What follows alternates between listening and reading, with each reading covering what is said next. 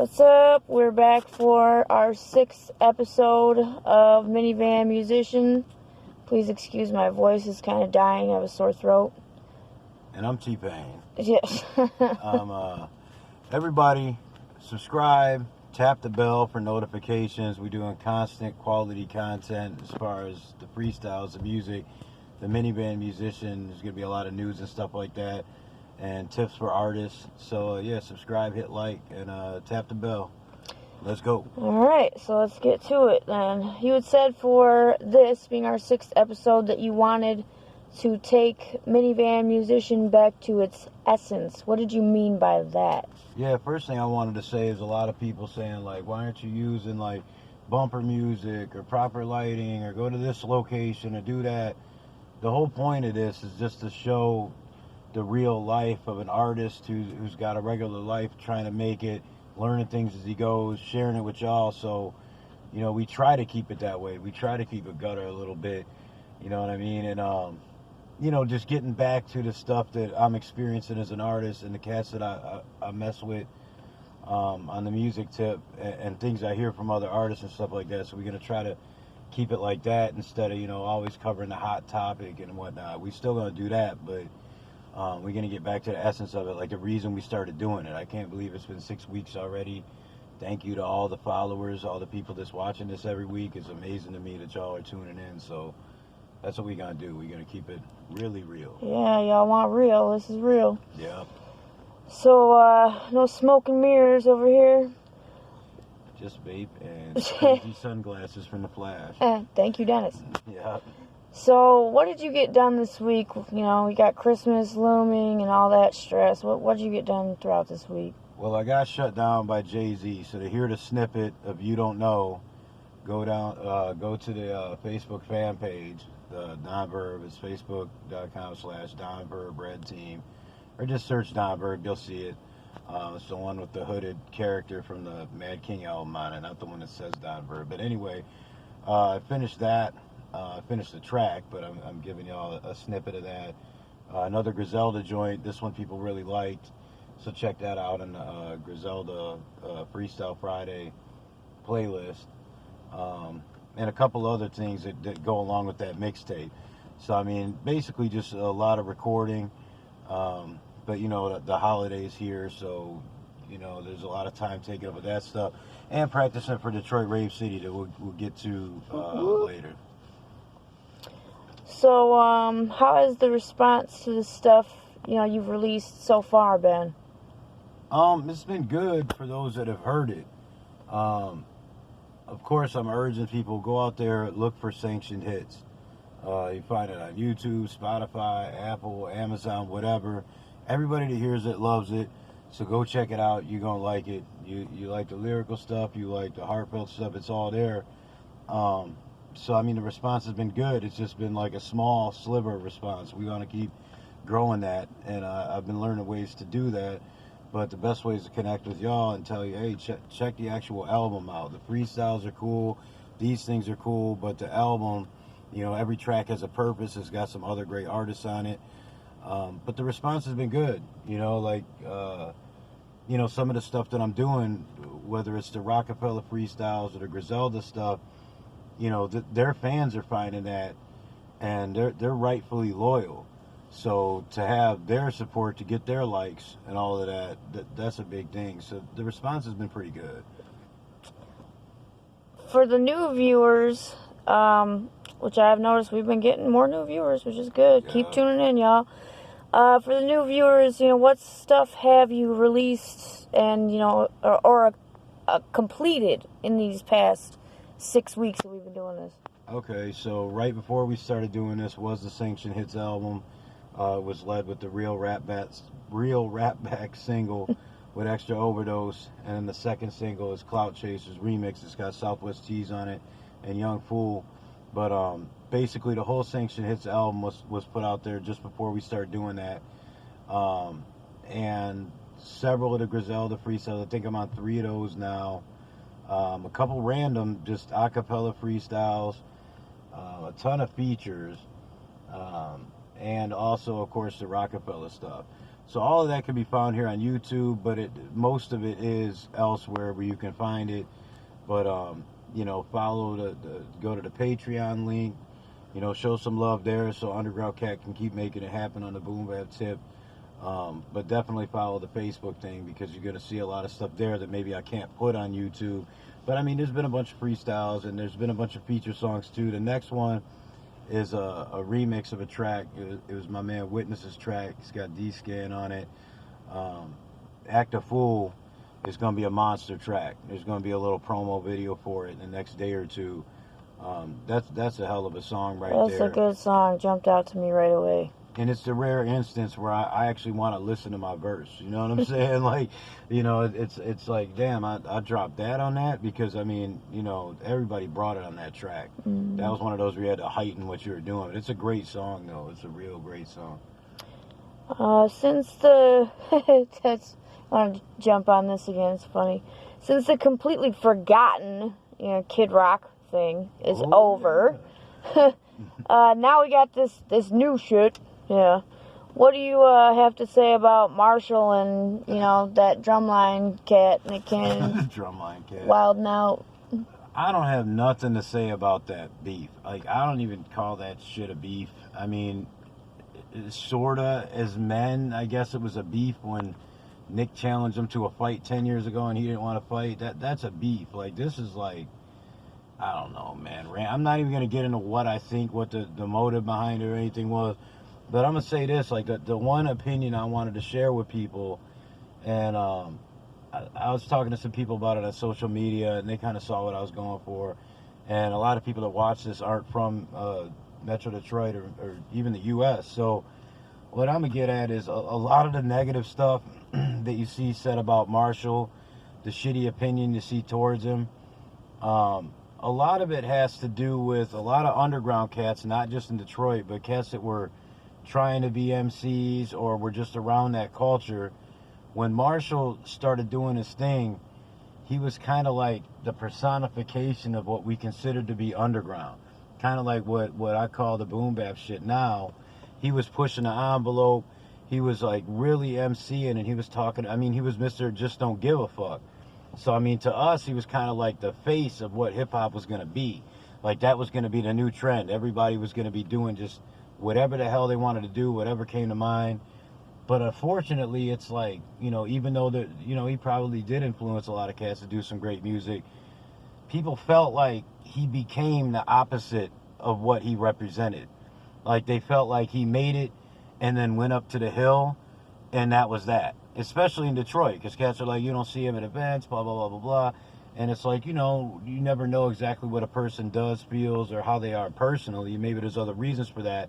But to the average cat on the scene, it felt like, okay, this cat was supposed to be kind of like our leader, you know what I'm saying? Like our inspiration, you know, and whatever. And he just kind of became, you know, the antithesis of what we represent. He became a pop star. You know, he's leading every album with the little zany pop single. He's doing, you know, he stopped doing this stuff where he's like freestyling on the radio. I understand he was like too big for that, but it's just a culmination of all that stuff just rubbed people the wrong way, I think. And that's why you see a lot of negativity towards him. You know, sometimes I would be a little bit negative towards him in a different way. Like, you know, I feel like maybe he should have did this or that. Like, I won't even get into that, like, personally, but when you start looking at like how the position that somebody's in, you really can't judge it. You know, I kind of see that now, and I see that he set the bar really high. So when you sit there and say like Marshall's such and such album was trash, and it's really exaggerated. They say like a whole 15 years was trash or something. Like when they say the whole shit was trash, it's like, well, wait a minute, trash compared to who? Because if you're gonna say that he's a pop star, and that's what you don't like about him now, and I keep missing the words for it, but he's like unreachable, like. You know, if he's a pop star like that, then you got to compare him to the other pop rappers. And if that's the case, his most trash album is usually steps above, you know, the majority of the pop cats out there. So that's what I wanted to get across, is that a lot of the negativity towards him is kind of people expecting him to be something, and they feel like they let him down or something, like he let them down. you know, that sort of thing. As far as like the whole like should he answer thing, this, that, and the other. Yeah, he should annihilate him in a verse. Like, I mean, plain By and simple. his damn self. You don't need all them fucking people. Yeah, them people are, he ain't telling none of them to do anything. They're all dick Oh, riders. but the other thing I wanted to get to just real quick is, and I said this on social media too, but look, if you don't know Marshall personally, if he ain't paying your bills, if you ain't a part of his extended fam, like to where you're personally offended by somebody dissing him, you know, or you ain't directly involved or something, but you're making a diss song to Nick, You look stupid. you're a fucking lame. Like you're something beyond a clout chaser. Like you can call Nick a clout chaser, but it's like you're riding the dick of the clout chaser. Dick riding the dick rider. That's a lot of dicks. That's Too double many dicks. That's a 2 dicks and no bitch. Like fucking Don't Biggie said. mix. For real, man. That's some lame shit. But yeah, what I was trying to get at with Marshall is just that, you know, I think that, you know, and I may be wrong, but I think a lot of cats that are in the underground just pictured him being kind of like a representative for grimy, just don't give a fuck type of hip hop. And it seemed like he just kind of went off along his way. And when he did sign people, he didn't sign artists that were really like that. Like he had D12 in there and everything, but it seemed like he just went and signed, okay, 50's going to be the next big thing. And, oh, I need a Southern rapper. So he went and got Stat Quo. And it was kind of formulaic. You know what I mean? When he did the Slaughterhouse thing, that was fucking dope. But that was kind of late. You know what I'm saying? I mean, to somebody like me, Slaughterhouse is fucking amazing. But, you know, business-wise, it didn't work at that time. The timing was fucked up. But that's fine. Like, you know, it's all about the respect you get from other MCs and how you love to do your craft. It don't matter what you sell. You know, like, them cats are going down in history well above the guy with 1 or 2 big hits that sold millions. But anyway, basically, if we had those buttons to push, like people have on like radio shows or like for sporting events, I would push the button when it comes to this beef. I'd push the button for everyone to be like, "Who cares?" And on to the next question. Like Jay-Z's 2 words saying, "So what?" Yeah. You know, shut the fuck up. You know. So, but he should diss him back though. He should embarrass him. Well, he's got to now. So for those that, you know, come back to this in the future, you know, these people hear things first when they're just kind of in the idea stage. Yeah. You made a decision and have an announcement for fans and fans to be. What is that? Real quick in the first half of that, that's dope as hell that, like, the thought that, you know, if I keep gaining steam as an artist, I really get somewhere and somebody want to go look up my old shit and they actually see this. That's pretty dope. It's like a behind the music special that was actually in real time. But that's just me as a fan saying that, you know, as a fan. Which is cool. I wish I had that for other. As far as what was the rest of it? What was the question again, Your Honor? What was the question again? Well, it's just for people that, you know, are seeing this, they're, you know, kind of seeing things when they're in, like, the idea type of stage. Yeah. And you wanted to make an announcement on a decision you made for fans. I'm going to be doing a really heartfelt track, and I know every artist does one at some point or another, but doing all the grimy stuff and doing all the Watch Me MC type stuff that's on the Rockefeller mixtape and all that, I just got to take it back. And I got to be honest, I was influenced by some other artists out there, actually one in particular, which is Benny the Butcher with, what was it, that November track. It took me back to the tracks I used to do back in the day. I kind of got into the space where I'm like, okay, nobody wants to hear my personal life. But between doing this, hearing that song, the response to that Worth It track that everybody should go check out, it may even be the next suggested video on here, I realized, like, hey, maybe people will identify with it, so we're going to put a good visual together with it too, like something that really conveys the emotion. So, you know, I'm going to take a break from the straight up bars and do something a little more poetic, and it'll be released in the next 2 weeks or so, 2, 3, depending on if I publish it or not. Yeah, I'd push it to 3 just because we got Christmas and whatnot. That's real life, people.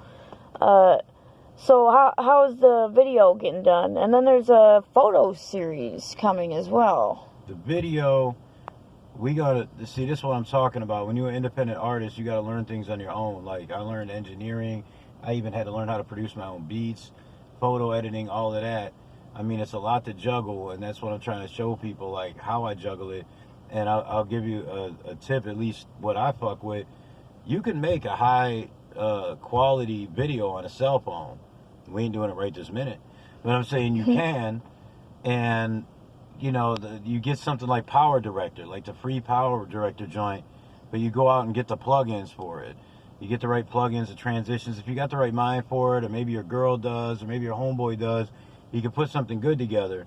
You know what I'm saying? So we're going to be doing that ourselves. It's going to take up a little bit of time, but like I said, like this, I think this track, DJ Restless hit me with the beat. It was actually for an R&B singer. He sent me this beat. I heard it and I was like, okay, that's it. Like, I got to open up on this. I think it's going to be a special track. So we going to put a video together, and it's going to show some places that, you know, are impactful for me. Like, you know what I mean? So coming up. And as far as the photo series, I'm doing a little history of hip-hop in Detroit, my personal history, where it's not just hip-hop. You know, it's going to show where I came from, what I went through, you know, different places and stuff like that.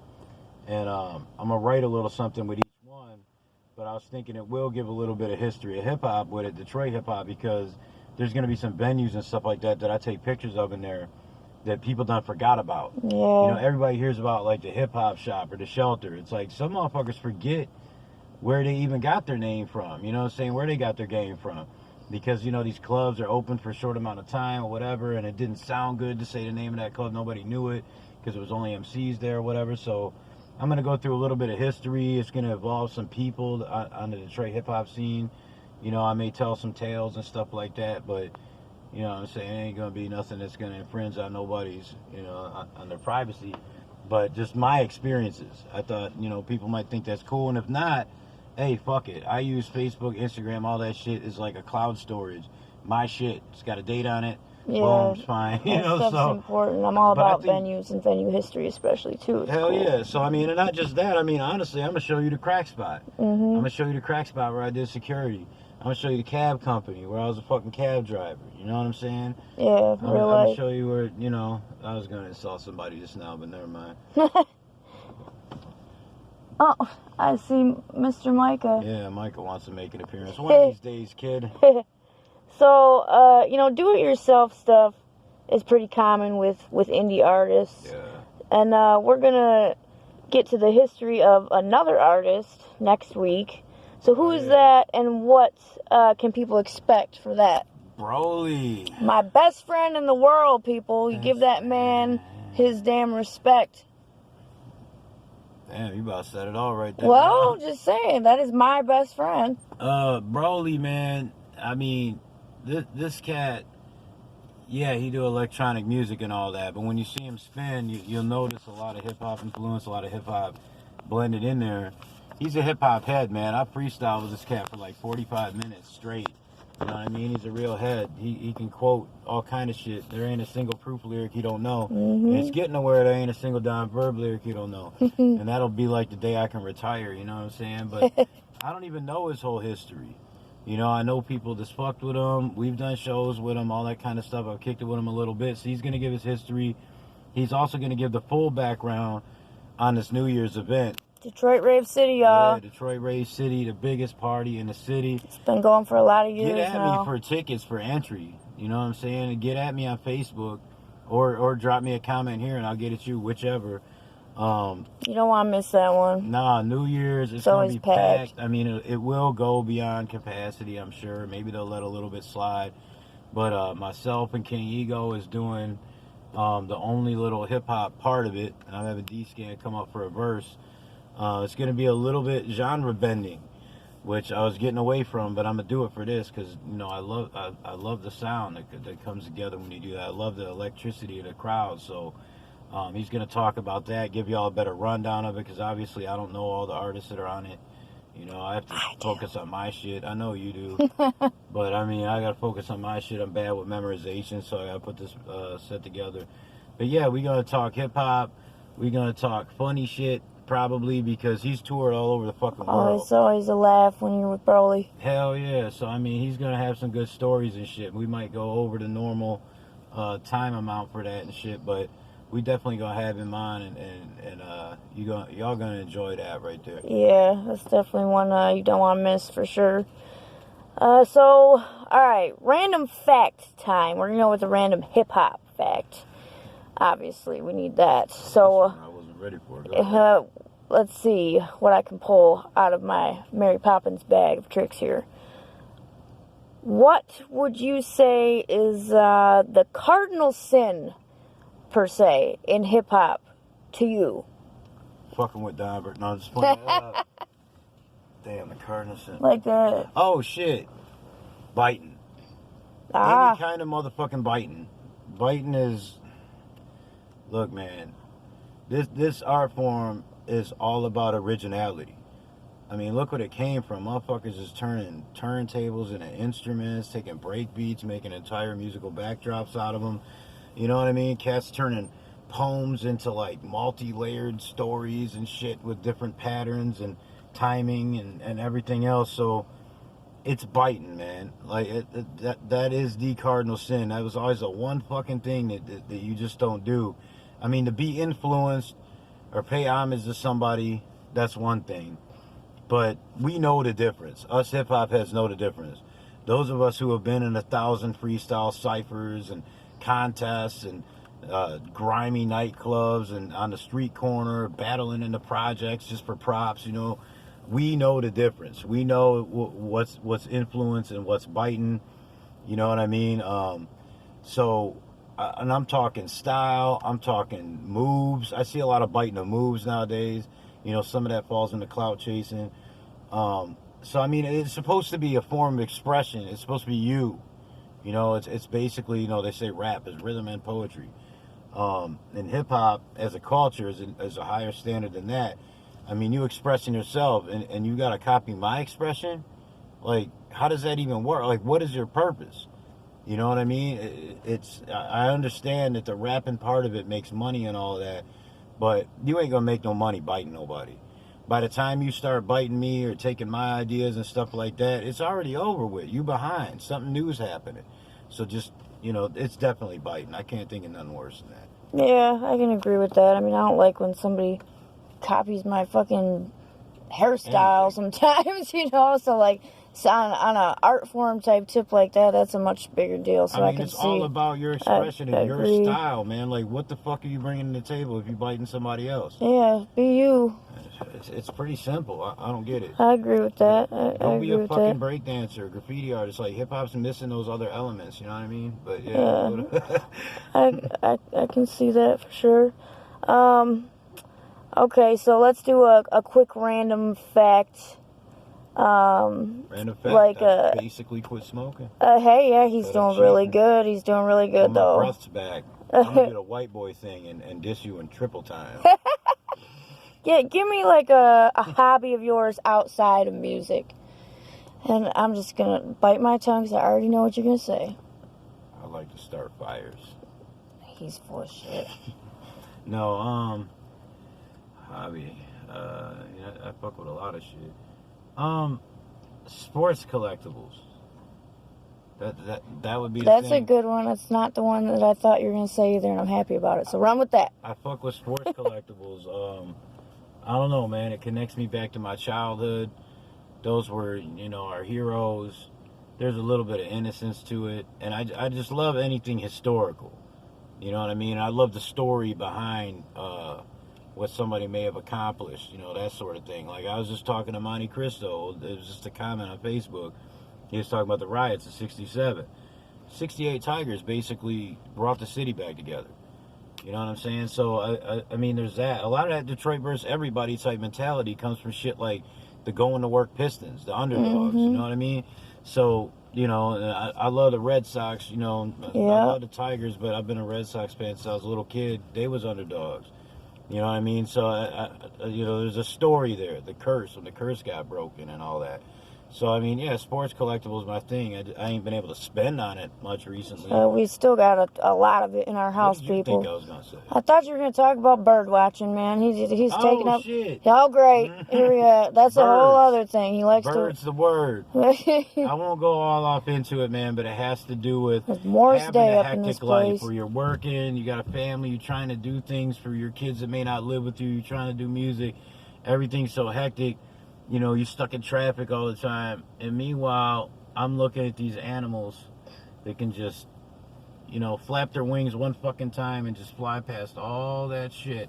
And I just think it's interesting that we have Sacrified wings I would fly, let me contemplate.